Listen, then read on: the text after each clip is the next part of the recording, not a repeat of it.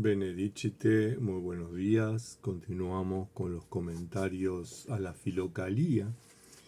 Estamos con el Pseudo Antonio y hoy vamos a comentar las sentencias 118, 119 y 120. Dice así: en el cuerpo la vista es dada a los ojos, en el alma es dada por el intelecto. Es así como el cuerpo privado de ojos está ciego y no ve el sol, la tierra toda, el mar centellante, y ni siquiera puede gozar de la luz. Del mismo modo, el alma, que no tiene un intelecto bueno y honesto, modo de vida, está ciega y no contempla a Dios, creador y benefactor de todos. No lo glorifica ni puede acceder al gozo de su incorruptibilidad y de los bienes eternos.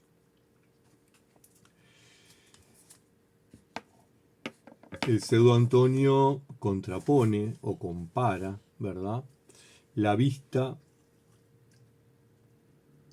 del cuerpo y del alma. Es decir, así como los ojos nos permiten contemplar, nos permiten ver, nos permiten virar a nuestro cuerpo, de la misma manera el intelecto lo permite al alma. Por eso es tan importante que nuestro intelecto esté en sintonía con Dios. El ojo, la vista, de alguna manera tiene por finalidad que podamos ver, que podamos mirar, que podamos contemplar, ¿verdad?, disfrutar por medio de ese sentido de las cosas de la creación, ¿verdad? Podemos ver el mar, dice el Pseudo Antonio, podemos ver las flores, las aves, los diversos colores de la creación que se manifiestan en la creación, en un prado, en un bosque, en un jardín, ¿verdad? Podemos ver la variedad infinita de animales que hay sobre el planeta, podemos observar su diversidad, ¿verdad? Entonces podemos ver, contemplar sus formas. La finalidad de la vista del alma, es decir, que el intelecto permita ver al alma, es contemplar a Dios, es mirarlo,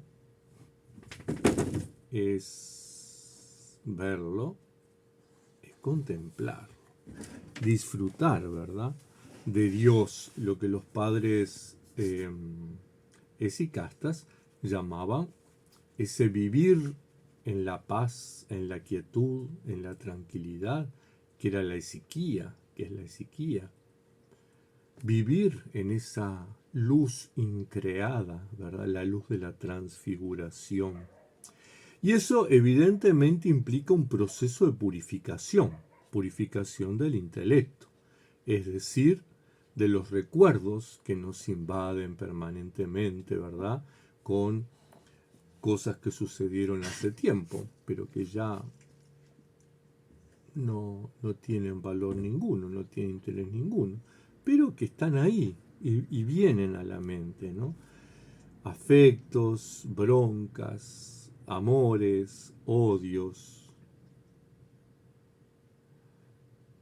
todos esos recuerdos que nos distraen. Implica purificarse de los pensamientos.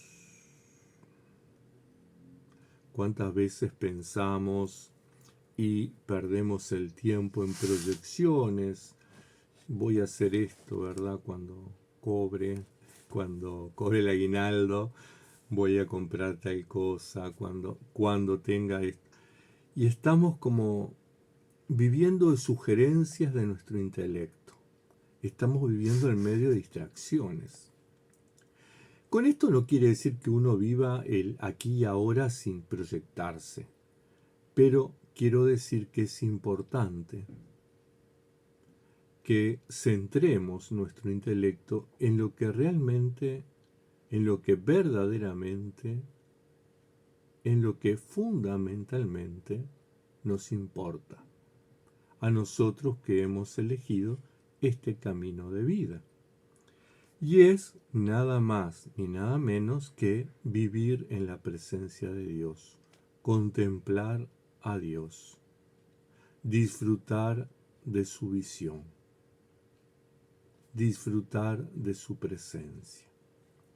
Por lo tanto, la invitación o la recomendación de esta primera sentencia es que purifiquemos nuestro intelecto.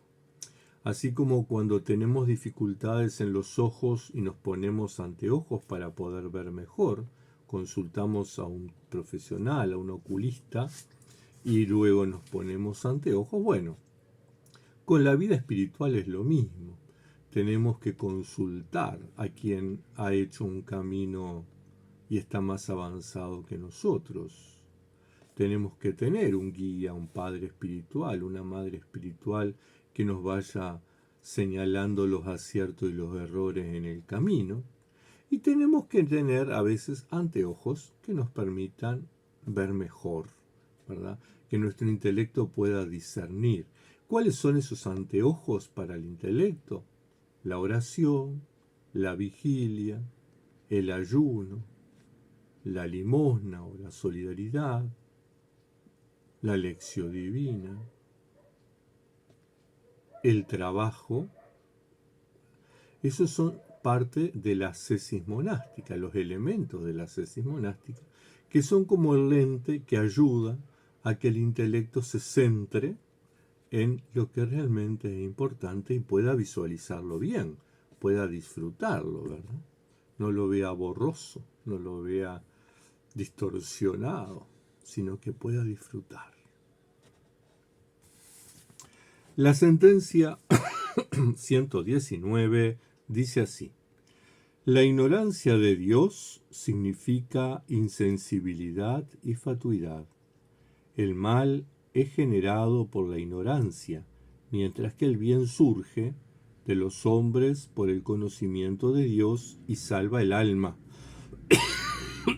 En consecuencia, si no estás dispuesto a llevar a cabo tus deseos, si eres sobrio y conoces a Dios, mantén tu intelecto dirigido hacia las virtudes. Pero, si estás dispuesto a cumplir con tus intenciones maliciosas, que están dirigidas a la voluptuosidad, ebrio debido a la ignorancia de Dios, estás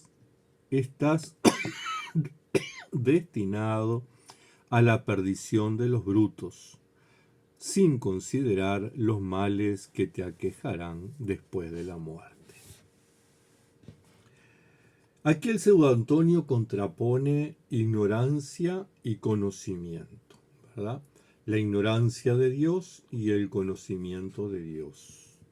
La ignorancia la compara con la brutalidad, con los brutos, ¿verdad?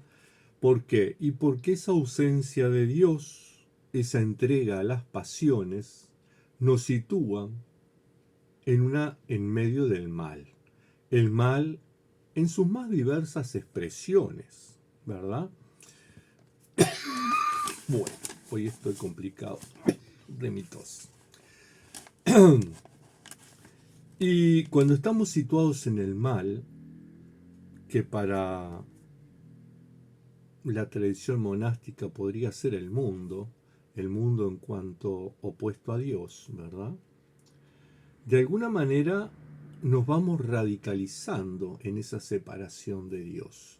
Nos vamos metiendo en el mundo de la oscuridad, cada vez más oscura, cada vez con menos visión, cada vez con menos posibilidad de contemplar a Dios. En cambio, el bien, ¿verdad?, lo plantea como el conocimiento de Dios. El bien es la ruptura con los proyectos o las propuestas o las sugerencias del mundo, ¿verdad? Es negarse a los deseos mundanos, es ser sobrios, es vivir los valores, es decir, la moral. El pseudo Antonio habla de las virtudes. Es vivir la moral. La moral son los valores que la humanidad define, ¿verdad?, como aspectos fundamentales. La justicia, la solidaridad, el respeto por el otro.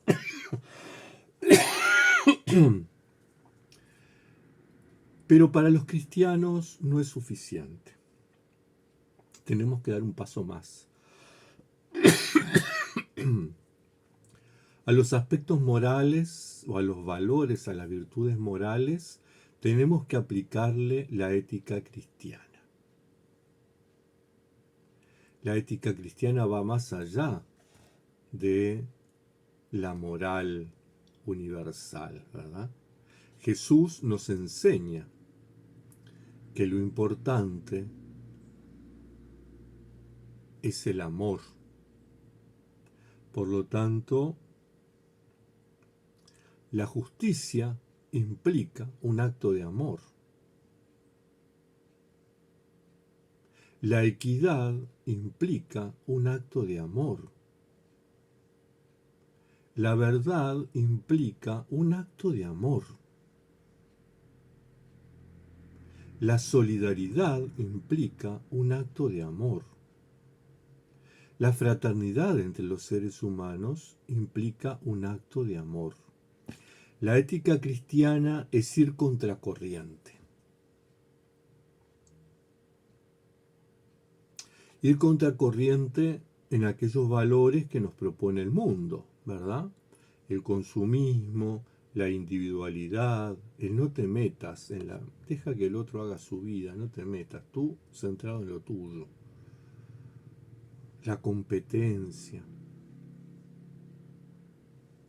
El vivir sin proyecciones, aquí y ahora, y como los caballos, ¿verdad? Con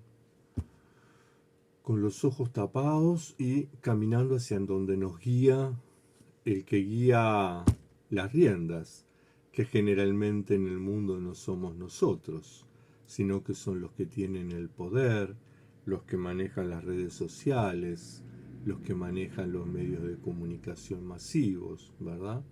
Lo que nos dicen que es verdad y que no es verdad, aunque esa verdad sea una gran mentira. Pero estamos sujetos a esas reglas de juego. Entonces, ir contracorriente implica un acto de discernimiento. Implica una elección. Elijo el conocimiento de Dios y por lo tanto renuncio a la ignorancia de Dios. Elijo el bien y por lo tanto renuncio al mal. Y este ir contracorriente, en medio de este mundo individualista, que todo el mundo anda con el celular, uno sube a un medio de transporte y todo el mundo con el celular, uno va por la calle y va la gente con su celular. Por ahí el ir contracorriente implica mirar, detenerse a mirar y no ver, mirar, porque yo cuando levanto la vista veo muchas imágenes, veo muchas situaciones. Voy por la calle, levanto la vista y veo autos que pasan, ómnibus que paran, gente que sube y que baja, alguna planta o árbol que hay en la vereda, comercios. Veo muchas cosas, pero no miro nada. Mirar implica detenerse, implica entablar comunicación. Por lo tanto, la ética cristiana, en este ir contracorriente, en esta elección del bien, por ahí implica mirar a los ojos del otro, entrar en comunión con el otro, en sintonía. Por ahí una sonrisa, por ahí una ayuda, por ahí una palabra, por ahí un tender la mano, por ahí un abrazo. Ir contracorriente. Una anécdota, un comentario, así, el padre Bartán, el reverendo Bartán, que es miembro de nuestra iglesia en Montevideo, él integra un grupo de los abrazos. Es un grupo que sale a la calle, se para en una plaza y ofrece abrazos a todo el mundo que pasa sin preguntarle quién es, simplemente por el hecho de abrazar, por el hecho de romper con este individualismo, ¿verdad? Con este no te metas, con el otro es un enemigo. No, el otro no es un enemigo. El otro es un prójimo, un próximo. Y está interesante ese movimiento del abrazo, ¿verdad? Porque genera en la gente esas actitudes que después de un abrazo uno queda como rearmado.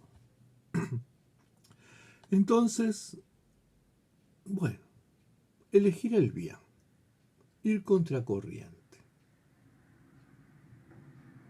Vivir en el conocimiento de Dios, practicar la ética cristiana en nuestro siglo XXI. Aunque eso signifique, bueno, que la gente diga, este está loco. La gente podrá decir lo que podrá decir, pero la vida es nuestra y nosotros tenemos que vivir nuestra vida con responsabilidad. Tenemos que ser los protagonistas de nuestra vida. No podemos permitir que el Facebook, que el Instagram, que el YouTube, que el canal de televisión, que el noticiero, que la moda programen nuestra vida, decidan cómo tenemos que vivir. No somos esclavos, somos libres. Libres en medio de una cantidad de condiciones, pero libres. Entonces, dentro de esa libertad que manejamos, que no es la plena libertad, pero esa libertad en la cual nos movemos en sociedad, es importante que seamos responsables de nuestros actos, de nuestras acciones. Porque la vida que vivamos más adelante serán las consecuencias de las decisiones que nosotros tomamos ahora, o de las no decisiones, de dejar que otros decidan por nosotros, que otros vivan nuestra vida. La sentencia 120 dice así: se denomina providencia a lo que sucede por decreto divino, como por ejemplo el surgir del sol o el atardecer de cada día y el fructificar de la tierra. Del mismo modo, se denomina ley lo que sucede por decreto humano. Todo ha sido hecho para el hombre. Aquí, en esta sentencia, dos reflexiones. En primer lugar, la primera es que tenemos que tener en cuenta que la definición de conceptos, ¿verdad? Los conceptos que maneja el pseudo Antonio en su tiempo no son los mismos que manejamos nosotros. Pseudo Antonio dice que la providencia es lo que sucede por decreto divino. Pero en nuestra cultura de la posmodernidad, cuando hablamos de providencia, estamos hablando de una disposición anticipada o una prevención que mira o conduce al logro de un fin y que depende de nosotros, no de Dios. Providencia en este siglo XXI es sinónimo de disposición, es sinónimo de logro de un fin, es sinónimo de medida, de prevención, de previsión, de precaución, de provisión, ¿verdad? Entonces, Para el pseudo Antonio la providencia era la acción de Dios. De hecho, los ejemplos que pone el pseudo Antonio son ejemplos que para hoy, en el siglo XXI, corresponden a la ley natural. Es decir, a las cuestiones físicas donde los objetos físicos tienen determinado comportamiento. O sea, el sol cada 24 horas va a salir ¿verdad? Y va a estar ahí, ahí arriba. A las 12 del mediodía va a estar ahí. Todos los días, todas las semanas, todos los meses, todos los años, todos los siglos, todos los milenios. Es una ley natural. Entonces, tenemos que tener en cuenta que cuando el pseudo Antonio habla de estos elementos que atribuye a la providencia divina, el atardecer de cada día, el fructificar de la tierra, y sabemos que hay estaciones, que son leyes naturales, ¿verdad? Primero viene el verano, le sigue el otoño, el invierno, la primavera. Verano, ¿verdad?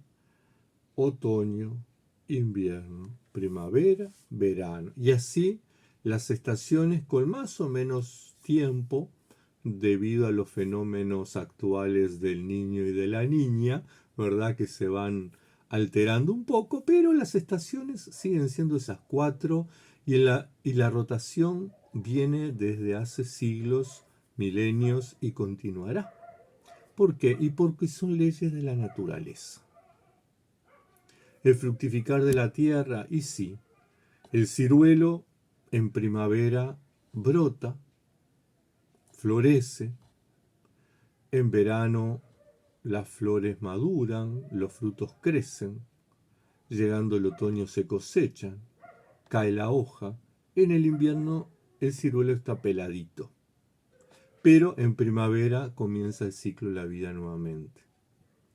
Y eso, que el pseudo Antonio se lo atribuye a la providencia de Dios, hoy, siglo XXI, se lo atribuimos a las leyes de la naturaleza. Por otra parte, cuando el pseudo Antonio dice que la ley es lo que sucede por decreto del hombre, bueno, ahí tenemos un punto de coincidencia, es decir, pero un punto de coincidencia. Porque si nosotros vamos a la Biblia nos habla que la Torá es la ley de Dios, son los mandamientos que Dios da. No es creado por el hombre entonces, ¿verdad? Pero podemos coincidir con el pseudo Antonio de que la ley es como la norma jurídica que permite vivir en sociedad. Tiene prohibiciones, tiene premios, tiene castigos. Pero, cuidado con esa afirmación de que todo ha sido creado, todo ha sido hecho para el hombre. Mucho cuidado. Durante siglos, este concepto de antropocentrismo lo que ha hecho es que el ser humano se considere superior a todas las especies del planeta y que desarrolle una explotación feroz de los recursos naturales. Hoy por hoy tenemos el agua contaminada, la tierra contaminada, el aire contaminado. Hoy por hoy tenemos bosques y selvas deforestados. Hoy por hoy tenemos cosas que se han creado, ¿verdad? Que la naturaleza ha producido, que Dios ha creado, como el átomo, ¿verdad? Que en lugar de utilizarlo para el bien de la humanidad, para iluminar ciudades, la energía nuclear, ¿verdad? Para trasladarnos, para generar bienestar en las enfermedades con todo el tema de la medicina nuclear, generamos bombas atómicas que destruyen, ¿verdad? Lo mismo con los virus. Entonces, mucho cuidado con esto de que todo ha sido hecho para el hombre. Hoy por hoy, en el siglo XXI, que no tenemos esa conciencia mágica, ¿verdad? Donde Dios pone al hombre como centro de toda la creación, Dios pone a la humanidad, Dios creó. Y en ese acto creacional nosotros hemos reflexionado y hemos descubierto que en el designio de Dios somos su imagen y su semejanza. No obstante, como imagen y semejanza de Dios, tenemos que hacer un buen uso de los medios, de los recursos que tenemos, ¿verdad? Tenemos que cuidar el entorno en el que estamos. Dice Génesis que Dios se paseaba por el paraíso, ¿verdad? Disfrutando de su creación, vio Dios que todo era bueno. Y nosotros, ¿cómo podemos pasearnos en esta tierra cuando estamos en guerras? Cuando vamos caminando por una ciudad y encontramos hermanos que viven en situación de calle, mientras otros tienen varias casas, varios autos y algún avioneta por ahí, ¿verdad? ¿Cómo podemos pasearnos en este mundo que hemos generado de injusticia, de desigualdad, de falta de oportunidades, de explotación, de opresión? Cuidado entonces con que todo ha sido hecho para el hombre. Tenemos que hacer un manejo responsable de los recursos naturales. Y tenemos que hacer un manejo responsable de todos los recursos que vamos generando, que vamos descubriendo, que vamos produciendo. Todo tiene que estar orientado al crecimiento y al desarrollo humano.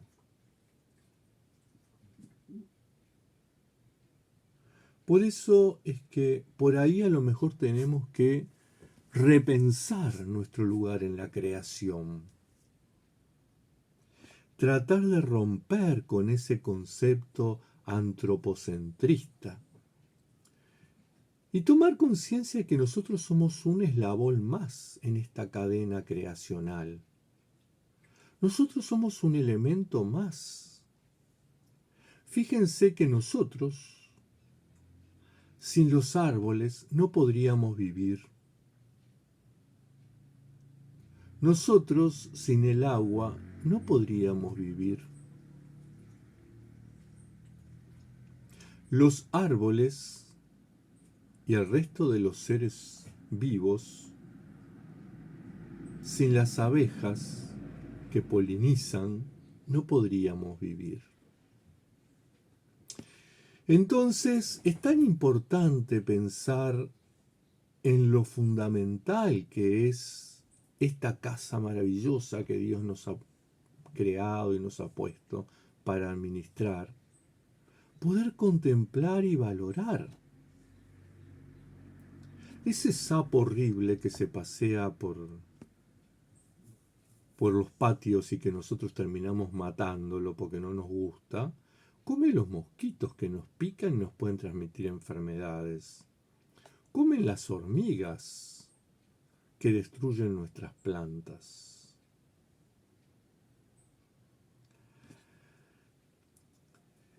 Es importante que valoremos las distintas especies animales y vegetales. Si todo ha sido creado para el hombre, no podemos vivir sin valorar esas cosas. Todo tiene una función, todo tiene una finalidad y tenemos que valorarlo. Por lo tanto, bueno, esta sentencia 120, por un lado, nos enseña que uno tiene que leer los textos en sus contextos, ¿verdad? Tener en cuenta el concepto de providencia, el concepto de ley natural, el concepto de ley en cuanto a norma jurídica. no es lo mismo en tiempos del Pseudo Antonio que en nuestros tiempos. Entonces tenemos que tratar de ver qué es lo que nos quería decir el Pseudo Antonio. Por otro lado, es importante que afirmaciones que en determinada época eran incuestionables, hoy podamos cuestionarlas. Cuestionarlas para mejorarlas, cuestionarlas para cambiarlas, cuestionarlas para dejarlas.